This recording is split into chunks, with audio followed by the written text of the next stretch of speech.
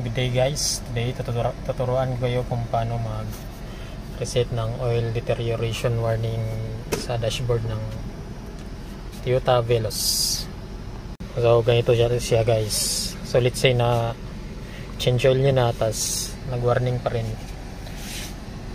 Punta lang kayo dito sa itong button na to, back nyo, tapos i-move nyo lang tong arrow sa settings, down, tapos down.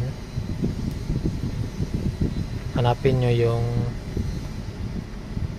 oil deterioration warning reset, yan, tapos enter, tapos activate reset, yes.